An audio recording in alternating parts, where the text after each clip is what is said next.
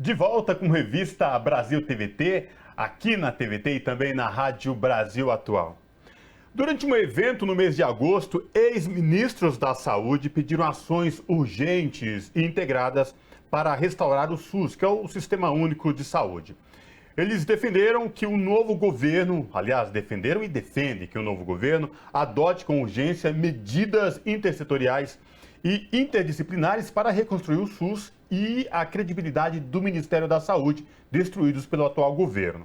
Para falar sobre a importância do SUS e o que ele representa para os brasileiros, nós conversamos agora com Alexandre Padilha, que é médico sanitarista, ex-ministro da Saúde e deputado federal reeleito por São Paulo. Boa noite, deputado Alexandre Padilha. Prazer falar com o senhor. Seja bem-vindo. Tudo bem?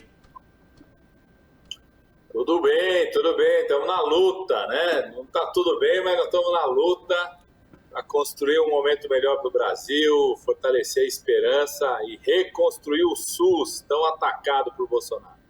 Verdade.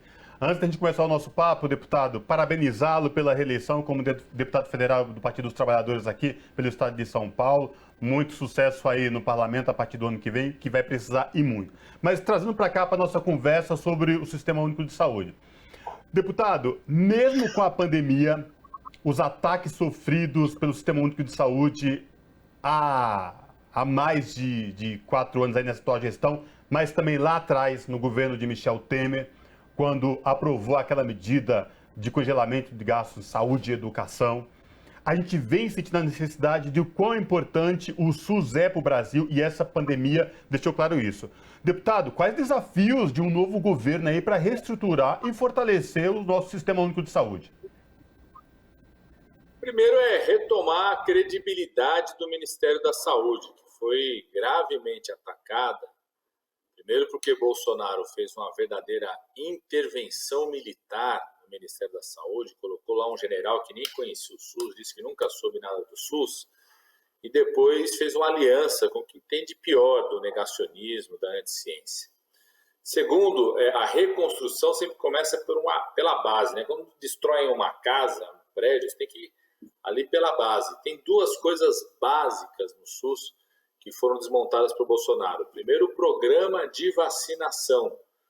Nós precisamos voltar a ter orgulho do nosso Programa Nacional de Vacinação, voltar a ter campanhas de vacinação, assumir o compromisso, metas de cobertura. Só para vocês terem ideia, 2019, antes de começar a pandemia, o primeiro ano do governo Bolsonaro foi o primeiro ano neste século que o Brasil não atingiu as metas vacinais de crianças. Então nós vamos ter que retomar o programa de vacinação e retomar o fortalecimento daquilo que a gente chama das equipes de saúde da família.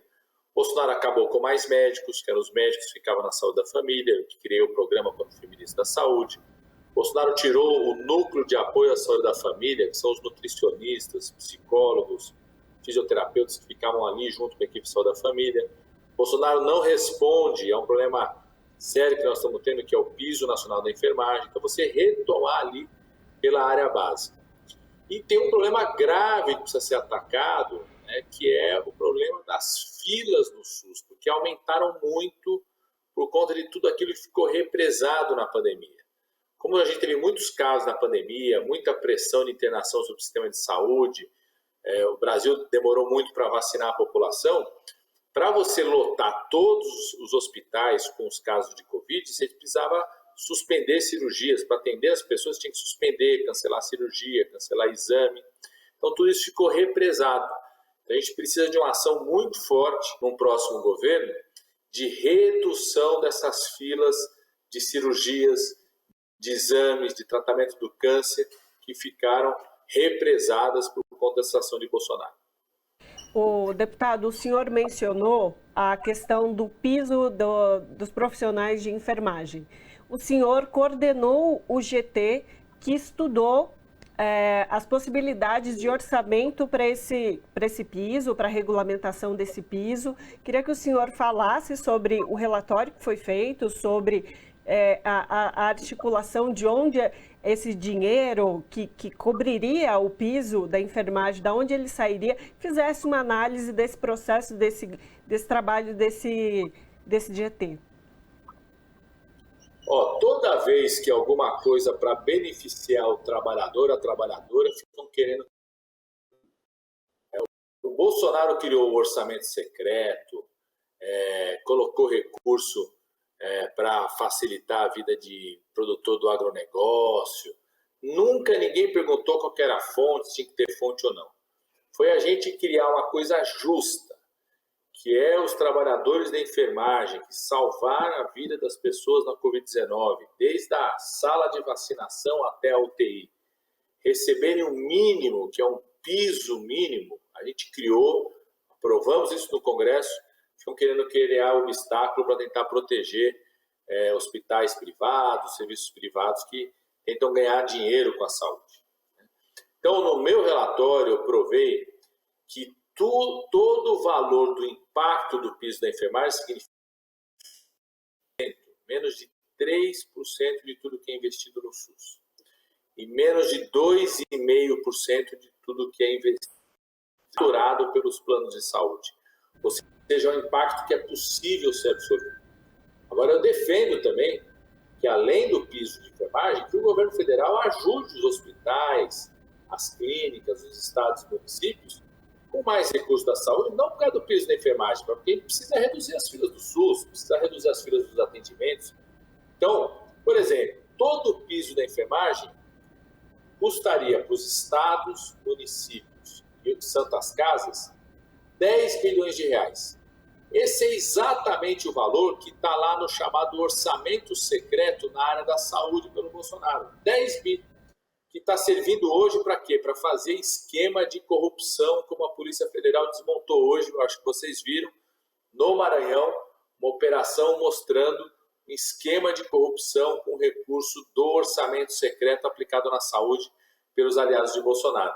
Então, se você acabar com o orçamento secreto, você já resolveu o problema do piso de imediato, né? Já ajudava hospitais, santas casas, estados e municípios a poderem receber mais recursos. Além disso, nós estamos lá na Câmara dos Deputados brigando para votar 2 outros projetos que ajudam clínicas privadas, santas casas, estados e municípios com dar essa valorização tão importante para a enfermagem, que é um projeto que direciona recursos que estavam parados na pandemia para santas casas para ajudar no pagamento do piso, e também um projeto que reduz o tamanho da carga tributária nos serviços de saúde, ou seja, quem gera emprego merece ter redução da carga tributária para que a gente possa aumentar, taxar de fato os multimilionários que às vezes têm lucros sem gerar tanto emprego. A saúde gera bastante emprego, então tem que de fato ser simplificado o pagamento dos impostos na área da saúde.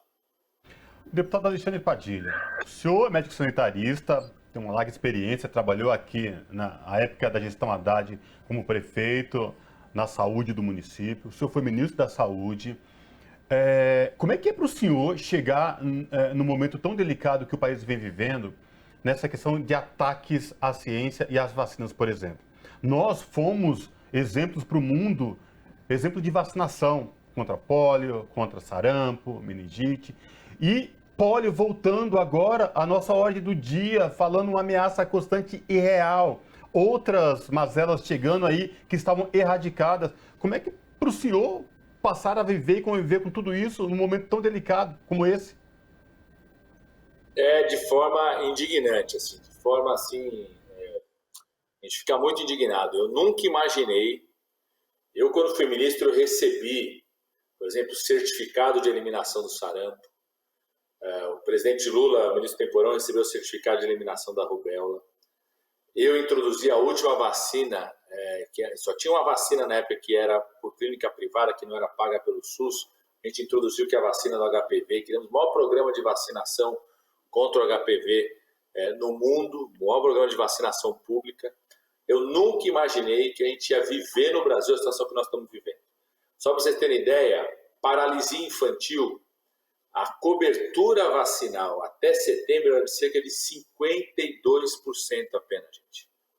52%. Quase só a metade das crianças que deveriam estar cobertas para paralisia infantil, que é a vacina mais básica nossa. A gente faz campanha desde os anos 70. E, infelizmente, o Bolsonaro e a sua irresponsabilidade desmontou esse programa de vacinação. Então, é uma coisa que preocupa muito, nós estamos preocupados, inclusive com a emergência de casos de paralisia infantil no Brasil de novo, estamos muito preocupados com a situação do sarampo, com isso que isso significa, com que isso aumenta a mortalidade das crianças, o que afeta as famílias, por isso esse terror tem que acabar, e a população brasileira tem uma oportunidade de acabar com esse terror no dia das eleições. Deputado, queria agora falar sobre o futuro, a partir de 2023. A LDO, que é a Lei de Diretrizes Orçamentárias, que rege o orçamento dos poderes para a próxima legislação, já está em andamento, já está em discussão, e alguns vetos presidenciais cortaram drasticamente o setor da saúde, que é o que a gente está discutindo, mas também da educação, do serviço social. Queria, então, perguntar ao senhor como é que vai ser esse desafio de trabalhar com esse orçamento, com essa interferência aí desse poder executivo do atual governo Bolsonaro sobre essa LDO, como que vai se dar esse trabalho, a dificuldade que vai ser botar em prática planos que precisam ser executados para que se melhore a saúde e a educação aqui no nosso país. Fundamental, assim que acabar as eleições do segundo turno, o Congresso tem 2 meses para consertar isso que Bolsonaro fez. Tanto a LDO, que ela estabelece as regras gerais do orçamento, Bolsonaro vetou, como você falou, para você ter ideia, vetou uma emenda que eu fiz lá da alimentação escolar. Ele quis impedir isso. Também o orçamento, que é a proposta, né? Primeiro a LDO, que são as diretrizes, as regras, as orientações, depois tem a proposta de orçamento, que são os números. O Bolsonaro tirou o dinheiro da farmácia popular, tirou o dinheiro do tratamento de câncer, tirou recursos da assistência social. Então essas duas coisas vão ter que ser enfrentadas assim que acabar as eleições, né? Nós estamos pressionando o Congresso para tratar agora, já, antes de terminar o segundo turno. Estamos pressionando para a sessão do Congresso poder tratar disso. A gente derrubar os vetos que ele fez da LDO e reformular o orçamento que ele fez para a gente garantir R$600 de volta, porque ele corta os R$600 do auxílio emergencial, a gente garantir recuperação dos recursos da farmácia popular, garantir aumento dos recursos para alimentação escolar e retomada dos recursos da assistência social e do tratamento do câncer no Brasil. Deputado, eu vou trazer a discussão agora, o senhor que é deputado eleito por São Paulo, sobre a questão da eleição aqui no estado de São Paulo. A minha pergunta vai no seguinte sentido. Na pandemia, existia uma questão clara aqui, o ex-governador Dória, que não é mais governador, uma briga com o Jair Bolsonaro por conta das vacinas, né? Bolsonaro, a gente sabe, o governo Bolsonaro postergou até onde pôde a compra de vacinas, talvez se tivesse chegado na hora certa e na medida certa, muitas mortes poderiam ter sido evitadas. Mas enfim, tem um candidato a governador aqui no estado de São Paulo, que foi ministro de Jair Bolsonaro, e eu já vi e ouvi declarações dele a respeito de vacinas, por exemplo, que ele fala que se eleito não vai ter obrigatoriedade de vacina, enfim. Como é que o senhor enxerga tudo isso, a sua avaliação de um candidato aí que é anti-ciência, que, enfim, parece que não se dá muita conta da importância de vacinas? O que está em jogo aqui no futuro de São Paulo, deputado? Está em jogo a vida, está em jogo a ciência, está em jogo tudo que nós construímos no estado de São Paulo. Esse candidato aí, o Tarcísio, foi para o Hospital das Clínicas de São Paulo, fez questão de levar junto com ele aquela doutora Nise, que foi uma das expoentes aí da defesa de medicamentos sem eficácia. Então, sinalizando, inclusive, que, poxa, está na equipe dele, está no time dele ali, vai fazer parte, de alguma forma, da sua equipe na saúde nas eleições. Esse candidato que falou, quando questionado sobre as vacinas, ele disse que cada um tem que tomar o que quiser, isso, ou seja, é uma falta total de proteção ao científico. O ato de se vacinar é um cuidado de vida, você está protegendo a sua filha, o filho, o seu parente, o seu vizinho, o seu amigo, o seu colega de trabalho. A vacina, inclusive, ela tem mais sucesso quando você consegue fazer com que muita gente tome a vacina. Você gera uma proteção coletiva, sobretudo em casos, né, agentes infecciosos, como é o caso da Covid-19, como é o caso do sarampo, como é o caso da catarata. agora, que tem alta transmissão, como é o caso da paralisia infantil. Né? Esse candidato, por exemplo, não disse até agora, né, não negou em relação a trazer o orçamento secreto para São Paulo. Né? Porque ele fala tanto do Bolsonaro, segue tanto o Bolsonaro, diz que o Bolsonaro é o capitão dele. Então o Haddad perguntou para ele, você vai trazer o orçamento secreto? Você concorda em fazer o orçamento secreto aqui em São Paulo? Ele ficou quieto. Ou seja, para mim, ele está compreendendo que quer trazer esse orçamento secreto para cá. Ele não disse ainda se vai fazer a mesma coisa que o Bolsonaro faz, que é o sigilo de 100 anos das investigações. A gente está vendo hoje uma operação da Polícia Federal que está desmontando um esquema de corrupção com os recursos do orçamento secreto. Olha a importância de você poder investigar. Se ele cria aqui um sigilo de 100 anos, fica sem investigar coisas muito importantes. Então, de fato, acho que tem um risco gravíssimo aqui para o nosso estado de São Paulo. A gente sabe a importância que teve o Instituto Butantan para que tenha a vacina no Brasil. Talvez se o Instituto Butantan não tivesse assumido os riscos de fazer a vacina, de fazer um investimento público, garantir a antecipação dessa produção da vacina, se não tivesse tido o investimento que a gente fez quando eu era ministro da Saúde, de fortalecimento do Butantan, da vacina do HPV no Butantan, da vacina da gripe no Butantan, e se tivesse plataforma tecnológica para produzir a vacina da Covid-19, se nada disso tivesse acontecido, talvez o Brasil não tivesse tido a vacina da Covid-19, porque foi a pressão do Instituto Butantan que obrigou o governo federal a andar e também fazer a vacina da Fiocruz, a se mexer, a gente vislumbrar que uma vacina era possível no Brasil. Então, é muito grave o que significa a eleição desse candidato Tarcísio no segundo turno, né? Que nem conhece São Paulo direito, ele não sabe nem onde vota, né? Ele não sabe nem o colégio onde vota. Imagina, né, ele conhecer a realidade do nosso estado de São Paulo. Deputado, escutando o senhor falando sobre as vacinas, sobre a importância desse trabalho, principalmente com as crianças, né, que é a fase ali da vida onde a gente lida mais com essa questão da vacina, eu queria escutar o senhor agora sobre a questão da fome, né? O Brasil, que já tinha sido retirado do mapa da fome, e a gente volta com números alarmantes agora, 33 milhões de pessoas passando fome no nosso país, e fome que pode levar a uma vulnerabilidade de saúde a essas pessoas. Ter acesso a comida de qualidade, a uma comida decente, é um dos pontos primordiais para se manter, fazer uma prevenção, né, deputado, sobre a questão da saúde. E o senhor bem já colocou também os cortes que estão sendo feitos na merenda escolar. Queria então escutar o senhor, assim, para além do setor da saúde, do Ministério da Saúde, que o senhor já colocou sobre a questão da credibilidade, que vai ser importante voltar essa credibilidade a esse ministério. Mas, assim, como se articula todos os outros ministérios e todos os outros poderes para se garantir uma vida de qualidade à população? Isso é importante também, né?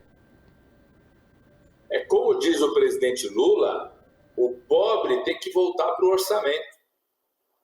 Todas as políticas públicas que significam defesa da saúde, da segurança alimentar, da educação para todos e todas, né? Seja da educação básica até o ensino superior, da proteção ambiental, da proteção das mulheres, da proteção de negros e negras, como estava falando a Dandara aqui, da proteção das crianças, dos idosos, tudo isso precisa voltar para o orçamento, precisa voltar a ser prioridade absoluta. E uma ação emergencial é a coisa do combate à fome, porque a gente está vivendo duas faces de uma mesma moeda da gravidade da fome. Uma face é a face da fome, da ausência da comida, que afeta hoje mais de 30 milhões de brasileiros, que leva a problemas gravíssimos, inclusive na saúde. A outra face dessa moeda é a piora do padrão alimentar do povo brasileiro. Porque sabe o que está acontecendo?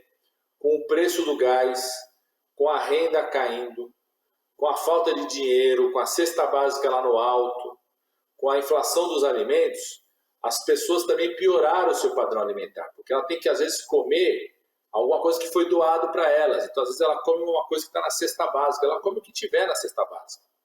Então, como o preço do gás está muito caro, ela come coisas que ela não precisa de cozinhar. Então, aumentou a quantidade das pessoas comerem macarrão instantâneo, aumentou a quantidade das pessoas comerem bolacha, biscoito. Ela come o que tiver, que suco ao invés do suco de fruta, reduziu a ingesta de alimentos in natura, que a gente fala, que a verdura está muito cara, a cenoura está muito cara, o tomate está muito caro, então a pessoa come menos isso. Então nós estamos vivendo no Brasil uma moeda que tem dois lados. De um lado, a ausência de comida, e do outro, a piora do padrão alimentar, que vai levar a mais doenças cardíacas, mais diabetes, mais cânceres, alguns tipos de câncer têm a ver com a obesidade em crianças, mais problemas ósseos, articulares por causa do aumento do peso, pressionando mais o sistema de saúde, ou seja, é uma moeda de dois lados que revela a crueldade do governo Bolsonaro, que precisa ser enfrentado com prioridade absoluta no primeiro dia de um próximo governo, que é a recuperação da segurança alimentar saudável do nosso povo. Deputado, nosso tempo já está chegando ao fim, mas eu quero lhe fazer uma pergunta que diz respeito a essa reestruturação e a melhora do Sistema Único de Saúde e a credibilidade do próprio Ministério da Saúde. Como fazer isso? É possível só isso nos 3 entes federativos, União, Estados e Prefeituras? Como trazer esse grande pool em prol da saúde dos brasileiros, com que todos os entes da federação se envolvam de fato para que isso aconteça? É possível na sua avaliação? É possível e necessário, e começa com o Ministério da Saúde voltando a conversar com os estados e municípios. Porque hoje nós temos um presidente da República e um Ministério da Saúde que entra em conflito com os estados e municípios, briga com os estados e municípios, disputa com os estados e municípios. A gente precisa voltar a ter diálogo do governo federal, do Ministério da Saúde com os estados e municípios. Isso precisa ser retomado. É possível e mais do que possível, é necessário, porque a saúde só chega em cada canto, em cada bairro, se tiver uma boa cooperação entre o governo federal, estadual e municipal, porque quem contrata os profissionais, quem gerencia as unidades de saúde, são os municípios. Então, aproveitando para parabenizá-lo mais uma vez, deputado, pela reeleição, conversamos com Alexandre Padilha, que é médico sanitarista, ex-ministro da Saúde e deputado federal reeleito pelo Estado de São Paulo, Partido dos Trabalhadores. Deputado, muito obrigada pela sua participação conosco aqui hoje. Muito obrigado, eu que agradeço, aproveitar para agradecer a votação que a população do Estado de São Paulo nos deu para ser reeleito, e podem continuar cobrando, fiscalizando, contando comigo aí com mais 4 anos como parlamentar em defesa da saúde, da assistência social, da vida do nosso povo. Abraço, deputado. Até a próxima.